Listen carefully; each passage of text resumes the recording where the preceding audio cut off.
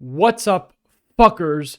I just skipped all my homework just to be here, so you better fucking listen, or else I'm gonna kill myself. Now, today, what is today? Let's tell you guys. It's September 7th, 2023. All right, you guys know the drill. You guys are here for another daily breakdown of the S&P 500. All right, so I'll give it to you. All right, if that's what you asked for, I'll give it to you. Nobody asked. Today we took a losing trade. Okay, we lost about what is it, $1,000, whatever. Listen, who gives a shit about the money? Okay, we lost about 25% of our account, which is not good. I personally want to lose about 1 to 2% of my account every day, if I am in a losing trade. So 23% is bad, and I'll tell you why. It's because I went to class. And you see where this candle is? I went to class and I turned off my phone. And this is on paper trade. And on paper trade, you can't have limit orders where it takes you out with a stop loss. So I couldn't set my stop loss here. So uh, I came back around lunchtime and this motherfucker was up here. So theoretically, I would have lost like maybe $400, if not less. But I lost 1,000. So I lost basically half my account. So that was that. But we're gonna focus on this loss today, and the only reason you guys are gonna see this loss is because I want to make this video for myself too, to understand why this happened, and I know exactly why this happened. And this is good, and you guys should know that I'm very transparent with you guys. If I have a loss, I'm gonna show you the loss, right? And you know there might be some haters watching, be like, oh look at this, he lost. Listen, I don't give a fuck. You can go fuck yourself in the ass 24/7. I won't give a shit, okay? Like, I lost, but at least I'm learning, okay? So, reasons why we took this trade. There is no reasons. I didn't have a reason. I just knew we were bearish. But if you take a look at my notes, not this. If we look to back testing and we look at my current strategy, we can see that I actually didn't follow this whatsoever. I wish that this could go away. Yeah, there we go. Okay. Unfortunately, I can't draw anything. I'll just have to, you have to think about it, okay? September 6th or 7th, my bad. Right, we open around, I think it was around, where's the 1 hour? Let me go on this 1 hour time frame here, okay? We around 12 a.m. so here. So we open here, okay? And I believe here I have like buy side, yeah, so I say external buy side liquidity. So we open here. This is our high. We don't make another high pre-market. Pre-market lows, right, at AM. This is the low. I have marked it as external sell side. I don't know if you guys can see that. Boom. External sell side. My strategy is to wait for one of the sides to be taken. Now, obviously, if this is the low and the market is about to open, we know that we're going to, obviously take sell side. The thing is, we on the daily, if you guys remember yesterday, I did say we were going to be bullish. Unfortunately, I was wrong, which is okay. I can be wrong. Most traders are wrong, and I'm a beginner. So yeah, I'm wrong, and that's good. Don't worry about this. It went down. It went down a lot. It went down past this daily fair value gap. The only thing that I want you to notice is it did not close under this fair value gap. It didn't close. This whole wick did not close under the fair value gap. If this did close, I would be targeting this bullish fair value gap, and I would also be targeting these external lows and external liquidity. Unfortunately, it didn't close. Now, same thing here. It didn't close under the CE, but this CE doesn't really mean a lot. It's just the midway point of the fair value gap, right? If you look at a Fibonacci, this is just the half. And the half doesn't really mean a lot. It's just like, hey, this could potentially be an area of support right over here, possibly an order block that it get hit. Order block, fair value gap, anything in here could potentially reverse it. Did that happen? No. So we got another leg down. The leg down did not close under our price target. So now we are targeting, I'm now currently undecided. I'm undecided. I don't know where price will go. I will watch. Because what I want to see is a swing low. What I want, oh, mother, fucking ads, bro. Jesus. What I want to see ultimately is a swing low. So you have this higher low, and then you have this lower low, and then here, if we close, we'll have this higher low. And guess what that creates? This is liquidity, but this is also a swing low. This is what I want to see, because now I know that the DOL, which is the draw on liquidity, is actually up here, because we made a swing low. We're now targeting DOL sell side. Wait, do I keep mixing up my sell side and buy side, or am I just fucking retarded? Oh my god, I might just be retarded actually. That might be the cure of it all. I'm just retarded. Moving on to the 1 hour, let's break it down. Took this trade. I didn't I remember what happened. Yeah, I remember. I was in the theater at my school or whatever. We had like an assembly or some shit. And right before the assembly, I just entered a position because I had the daily bias all of a sudden to be bearish. I also had no fucking clue that this sell side was here, even though I knew. I just, in my mind, it's like, oh, I'm just not gonna think about it. I'm not gonna care about it.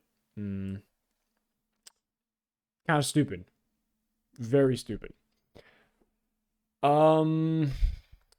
Obviously the trade didn't go well. At first, it looked good, 15 minutes, 5 minutes, whatever. It looked promising, right? It looked pretty promising. Obviously, we knew we wanted to take out this liquidity, which we reached. We took it out. We swept it. Obviously came back down, and I will tell you this. I noticed the way after it, and I told my trading partner, there was actually 2 discount PDRAs, because again, when you look at the discount and premium, right? When you draw it out right around here somewhere, right? This whole area that we're trading in is in a discount. So that means this is where we could potentially get in calls. And now I'll tell you what 2 discount PDRAs, if you guys are still fucking listening. Wake up! 1 hour order block, and this is way back. Okay, 1 hour order block down here. Still hasn't got hit. Now we're trading back into it, which I haven't noticed, right? This is one thing I'm struggling with, is to go back in the charts when we're in this open free fall. What is going to catch it?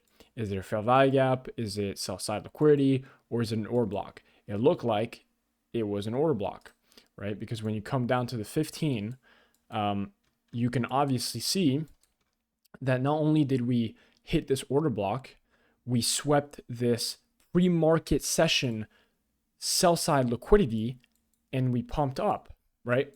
Now, the next question I have, and this is where you guys need to be listening here, is where does price move? Where does price want to go after this? So we know it hit sell side, but where is it going to target, right? If we enter a trade saying it hit sell side, I'm now bullish because it hit sell side, where does price go? Where is my target? Like where do I target? Do I target buy side liquidity external? Do I target higher highs? Do I target this? Do I target that? I don't know. I didn't know. When you're in a trade like that, and I don't have my computer and I just have my phone, it's hard for me to plan these things out, because dude, on my phone the candles look like this, bro. This is what they look like on my phone. Like, how am I supposed to, you know what I mean? Like, I can't draw shit out. It just looks like fucking tic-tac-toe over here, you know what I mean? Fucking, not tic-tac-toe, fucking Tetris. Like, I can't make shit out. I need to zoom out and do analysis, right? And not, I need my computer for that, or my laptop. So, if you were to get in, we could probably jump down to 3 minutes. If you were to enter off here on the sell side liquidity, what my strategy teaches you and what I've learned from ICT is that the current range, you want to enter inside internal liquidity and target external liquidity. For me, the external liquidity is up here, and this would be our pre-market liquidity that had been formed. But if you really take a look closer, it's not actually liquidity, right? Because, and I'll tell you why, this candle right here, 12 a.m., this isn't liquidity that we can target. And I'll tell you why. Because if we go back to our trusty notes, where is it? Liquidity. What is liquidity? Swing points.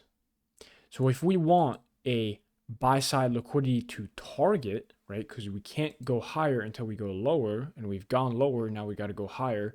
We can't target random liquidity.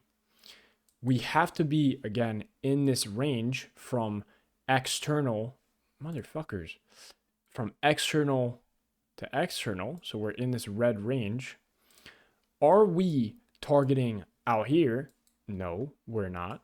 We're targeting sell side or buy side. In this case, it would be buy side.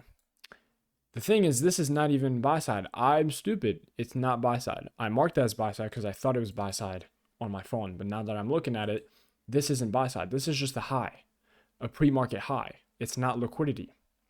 This down here also isn't liquidity. Okay. Although, well, actually it is. I just need to go down to a smaller time frame.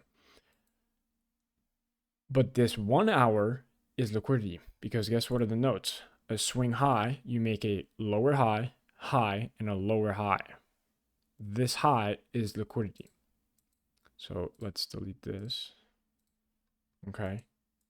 After you take this trade up here or down here, wherever you enter, right? Stop loss between, after this, stop loss here, whatever, random stop loss. You would target liquidity. Boom. Now, if you did your analysis correct, you would notice that the 1 hour has this liquidity. So you'd say, okay, I'm going to mark this. I'm going to say it's this 1 hour buy side liquidity. Okay, boom, cool, that's good. But are you really targeting that? Because is it really going to go there? You also notice that there is a bearish fair value gap in your way before you can even come to it. So this is where I like to drop down to the smaller time frames and notice that in this liquidity up there, there's actually an order block. Because I noticed, hey, if there's a fair value gap, that means there has to be a big move. And what's before a big move? An order block. So you kind of go down the time frames and you can notice this big move. It's just piling up for, where did I mark this? This 30-minute order block.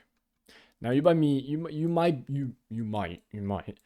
be thinking, why didn't I mark this black box right here? Because this is the move, this is the candle before the big move. Actually, you're wrong. This is part of the move.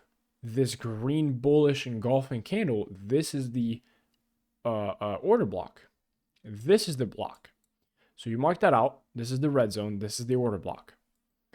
The problem is there's an order block before buy side liquidity, right? So now the question is, there's a bearish fair value gap, there is a bearish order block, and there is buy side liquidity to be taken. So there's 3 levels that we need to punch, or 2 levels that we need to punch through to get to buy side liquidity.